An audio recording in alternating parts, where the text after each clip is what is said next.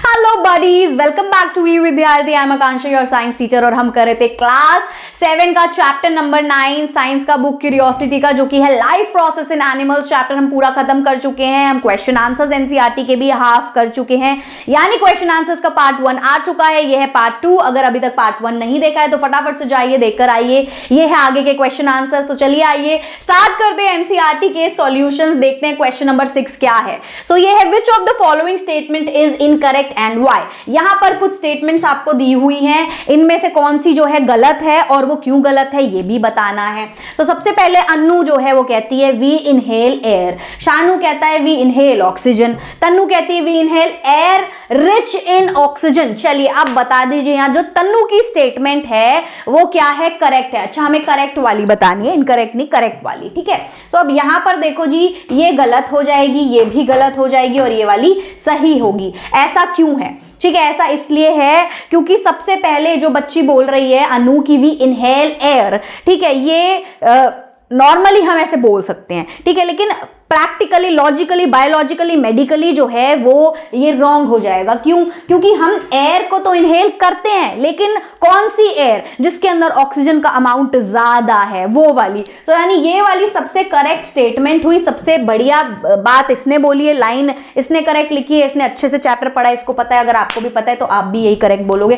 तो किसी के साथ देख लेते हैं क्यों ये करेक्ट है। We inhale air rich oxygen, हम जो एयर है उसको इनहेल जब करते हैं तो उसके अंदर ऑक्सीजन की मात्रा ज्यादा होती है क्योंकि हमें ज्यादा चाहिए होती है। We take in air that contain about 21% oxygen, हम वो वाली एयर ले रहे होते हैं एटमॉस्फेयर में जिसमें 21% जो है ऑक्सीजन का अमाउंट होता है, और हम एक्सहेल करते हैं having more carbon dioxide than inhale air, ठीक है। और जो हम कार्बन डाइऑक्साइड को एक्सहेल कर रहे हैं उसका जो अमाउंट होता है, ठीक है, वो क्या होता है, वो इनहेल एयर से ज्यादा होता है। चलिए इसी के साथ question number 7, we often sneeze when we inhale a lot of dust laden air, what can be possible explanations for this. ठीक है, अब क्या है यहां पर कि जब भी हम स्नीज करते हैं, यानी हमको जब भी छींक आती है, when we inhale a lot of dust, तो मान लो कि हमने बहुत सारी डस्ट जो है इनहेल कर रही है, लगातार बहुत ज्यादा धूल वूल उड़ रही है और हमें एकदम से छींक आ गई, समझ गए। So what can be possible explanation, तो ऐसा क्यों है, एक्सप्लेनेशन दीजिए आपके हिसाब से ऐसा क्यों हो रहा है। So when we inhale a lot of dust laden air, जब हम बहुत सारे डस्ट पार्टिकल वाली एयर को इनहेल कर लेते हैं, तो जो डस्ट पार्टिकल्स हैं वो ट्रैप हो जाते हैं हमारे नाक के हेयर में, ठीक है। सो जो भी हमारे नेजल कैविटी में हेयर होते हैं छोटे छोटे से, उसमें डस्ट के वो पार्टिकल्स ट्रैप हो जाते हैं। These particles irritate the lining, वो पार्टिकल हमारी जो ये कैविटी होती है, नोज के अंदर कैविटी जो होती है, इसकी लाइनिंग को इरिटेट करने लग जाते हैं। As a result we sneeze to expel these dust particle, और एज अ रिजल्ट क्या होता है फिर बाद में, हम इस वजह से वो जब इरिटेशन होती है तो हमें क्या आती है, छींक आती है, ठीक है, जिससे वो जो डस्ट पार्टिकल्स हैं वो एक्सपेल हो, बाहर निकल जाते हैं, ठीक है। तो sneezing expel these foreign particle from the inhaled air, तो छींक आने से क्या होता है कि ये जो फॉरेन पार्टिकल्स हमारे डस्ट के साथ नाक में घुस गए थे, जो हमने इनहेल्ड एयर से ले लिए थे अंदर, उसको हम बाहर कर देते हैं, डस्ट फ्री हो जाते हैं, क्लीन एयर फिर हमारी बॉडी में एंटर करती है, समझ गए। अब इसका स्क्रीनशॉट किसी ने लें तो फटाफट से ले लीजिए, फिर हम आगे बढ़ जाएंगे क्वेश्चन नंबर 8 की ओर। चलिए आइए नेक्स्ट क्वेश्चन 8 क्या है। परिधि एंड अनुषा ऑफ ग्रेड 7, वही आप ही की तरह 7वीं कक्षा की ये दोनों बच्चियां हैं, परिधि और अनुषा। अब ये क्या कर रही हैं, started running for their morning workout, ठीक है, इन्होंने मॉर्निंग वर्कआउट शुरू कर दिया है जी, ये सुबह सुबह जाके दौड़ लगाती हैं। अब after they completed there running, जैसी उनकी रनिंग कंप्लीट होती है, दे काउंटेड देयर ब्रीथ्स, ठीक है, देयर ब्रेथ्स पर मिनट, वो अपनी ब्रेथ को, अपनी ब्रीदिंग को पर मिनट काउंट कर रही हैं। अब Anusha was breathing faster than परिधि, पता क्या चला कि अनुषा जो है वो तेज तेज ब्रीद कर रही है परिधि से। प्रोवाइड एटलीस्ट 2 पॉसिबल एक्सप्लेनेशन, अब आपको कारण बताना है कि ऐसा क्यों हो रहा है, for why Anusha was breathing faster than Paridhi, कि भैया अनुषा जो है वो परिधि से तेज तेज ब्रीदिंग क्यों कर रही है, ऐसा क्यों हुआ होगा, क्या रीजन हो सकता है। सो अनुषा में हैव रन फास्टर, या तो ये हो सकता है कि वो परिधि से तेज ही भाग रही है इसलिए उसकी ब्रीदिंग ज्यादा तेज है, ठीक है। And covered a longer distance than Paridhi, ठीक है, लंबा डिस्टेंस उसने कवर कर लिया है, वो तेज भाग रही थी, दूर तक चली गई, इसकी वजह से जो उसकी बॉडी है उसको ज्यादा ऑक्सीजन की जरूरत हो गई है, ज्यादा एनर्जी की जरूरत जरूरत हो गई है, विच लेस टू, जिसकी वजह से क्या हो गई है, फास्टर ब्रीदिंग हो गई है। अब अनुषा माइट हैव लो, या फिर क्या हो सकता है कि जो अनुषा है उसका जो स्टैमिना है वो कम है, ठीक है, किससे, परिधि से कम है, या फिर वो बी लेस फिजिकली फिट, या वो परिधि से फिट जो है फिजिकली थोड़ी कम है, making her body work harder during the run, इस वजह से उसकी बॉडी के लिए थोड़ा टफ है, हार्ड है रनिंग के दौरान,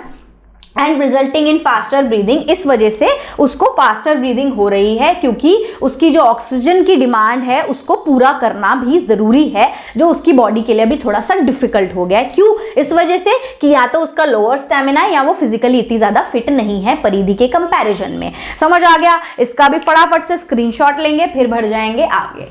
तो क्वेश्चन 9 क्या है, Yadu conducted an experiment to test his idea. अब यहां पर एक बच्चा है यदु, जिसने भैया एक एक्सपेरिमेंट सोचा कि मैं कर लेता हूं, उसके दिमाग में कुछ आइडिया आया है, तो उसने ले लिए 2 टेस्ट ट्यूब, एक ए और एक बी लेबल कर लिया है दोनों को। उसने एक पिंच उसमें चावल का आटा डाल दिया है टेस्ट ट्यूब में, हाफ फिल कर दिया है उसने पानी से, और फिर अच्छे से उसको हिला दिया है, प्रॉपरली मिक्स कर दिया है शेक करके।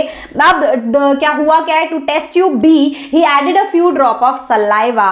अब उसने टेस्ट ट्यूब बी में थोड़ा सा अपना सलाइवा डाल दिया है, ठीक है। He added a few drop of saliva, he left the 2 test tubes for 35 to 40 minute, ठीक है। एक ही में उसने डाला है ये टेस्ट ट्यूब बी में। टेस्ट ट्यूब ए तो चावल का आटा और पानी मिक्स है उसके अंदर, और कुछ नहीं है। अब टेस्ट ट्यूब बी के अंदर क्या है, सलाइवा भी ऐड कर दिया, और उसने आधे घंटे से 45 मिनट्स तक उसको छोड़, 35 to 45 मिनट्स तक मान लो उसको लगभग छोड़ दिया है, ऐसे ही दोनों टेस्ट ट्यूब्स को। After that he added iodine solution. अब इसके बाद यानी 45 मिनट के बाद उसने इसके अंदर दोनों ही टेस्ट ट्यूब में आयोडीन सोल्यूशन डाला है।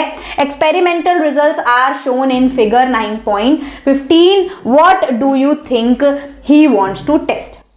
अब ये आपके पास आ गए हैं जी रिजल्ट, ये उसको रिजल्ट मिले। जैसे ही उसने आयोडीन सोल्यूशन डाला, टेस्ट ट्यूब ए जो थी उसके अंदर तो देखो ब्लू ब्लैक कलर आ गया है। टेस्ट ट्यूब बी जो है इसका कलर कुछ अलग सा आ रहा है, ऐसा क्यों, ये क्या हो गया, ठीक है। तो भाई ब्लू ब्लैक कब आता है आयोडीन डालने के बाद, जब स्टार्च का प्रेजेंस होता है, यानी इसके अंदर स्टार्च प्रेजेंट था, यानी वो कार्बोहाइड्रेट का टेस्ट कर रहा था। यहाँ पर ये एक्सपेरिमेंट वो कौन सा कर रहा था, कार्बोहाइड्रेट पता कर रहा था कि है कि नहीं है, ठीक है। अब यहाँ क्या हुआ है, यहाँ कलर ब्लू ब्लैक क्यों नहीं आया, क्योंकि शायद यहां पर जो है कन्वर्जन हो चुका है स्टार्च का थोड़ा सिंपल शुगर में। So Yadu wanted to test whether saliva break down starch into sugar. अब वो ये टेस्ट करना चाहता था कि क्या हमारा सलाइवा वाकई में स्टार्च को तोड़ देता है सिंपल शुगर में या नहीं। एक्सप्लेनेशन है, देखो, test tube A turn blue black after adding iodine, क्योंकि वहां पर प्रेजेंस ऑफ स्टार्च है।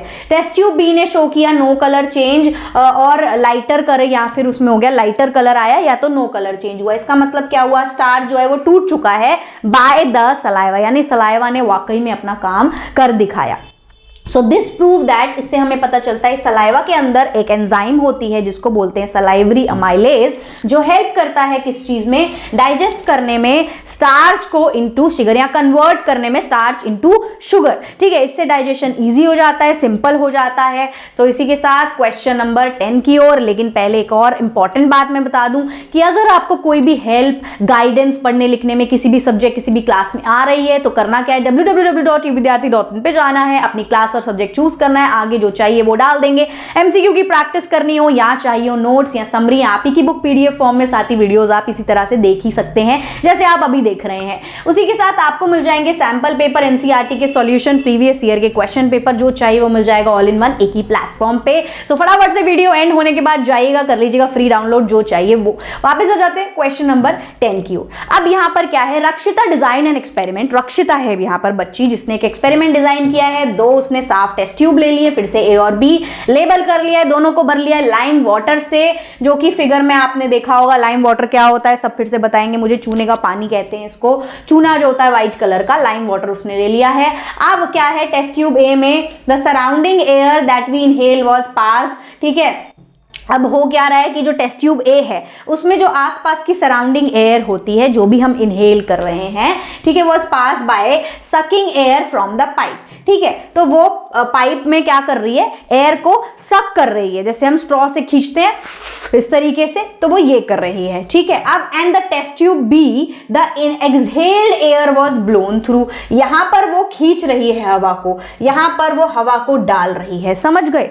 एक ट्यूब में वो हवा को खींच रही है, एक में फूंक मार रही है यानी डाल रही है, ठीक है। तो एक में वो इनहेलेशन कर रही है, एक में वो एक्सहेल्ड एयर डाल रही है, एक में इनहेल्ड एयर डाल रही है, एक में एक्सहेल्ड एयर डाल रही है, ठीक है। अब यहां पर क्या है, what do you think she is trying to investigate, वो क्या करना चाह रही है, वो क्या एक्सपेरिमेंट से दिखाना चाह रही है, कौन सा एक्सपेरिमेंट कर रही है, ठीक है। और how can she confirm her findings, और उसको कैसे कंफर्मेशन मिला कि जो वो ढूंढ रही है वो मतलब उसे पता चल गया कि नहीं। तो रक्षिता ट्राइंग करे इन्वेस्टिगेट करने की, जो गैस हम इनहेल करते हैं और जो एक्सहेल करते हैं वाइल ब्रीदिंग, उस गैसेस के बारे में वो पता करना चाह रही है कि जब हम ब्रीथ करते हैं तो कौन सी एयर हम इनहेल करते हैं, कौन सी एयर हम एक्सहेल करते हैं। So the lime water in test tube B turn milky, अब होगा क्या, जो लाइम वाटर है टेस्ट ट्यूब बी में वो मिल्की कन्वर्ट हो जाएगा, क्यों, क्योंकि जो चूना है जब कार्बन डाइऑक्साइड के साथ रिएक्ट करता है तो वो मिल्की सा दिखने लग जाता है, क्लाउडी सा दिखने लग जाता है, कन्वर्जन हो जाती है अगर कार्बन डाइऑक्साइड आसपास है तो।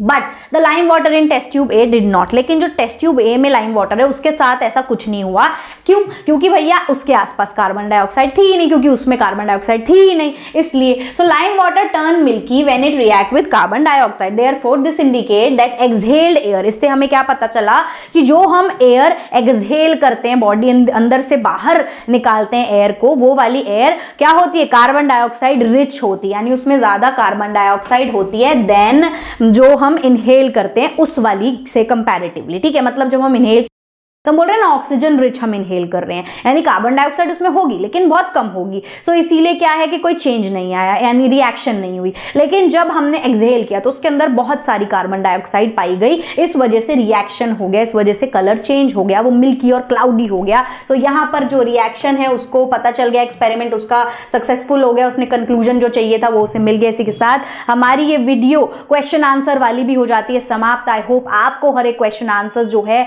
मतलब जो क्वेश्चन के आंसर्स हैं वो अच्छे से समझ आए होंगे। अगर आए हैं तो like, subscribe and share. Thank you so much for watching. Bye bye cuties, फिर मिलेंगे अगली वीडियो में एमसीक्यू की प्रैक्टिस के साथ।